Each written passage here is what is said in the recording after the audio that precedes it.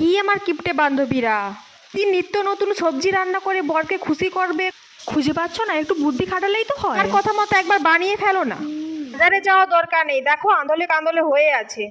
গায়ের যত ছাল চামড়া আছে সব তুলে নাও, তখন না ফর্সা অংশটা দেখা যায়।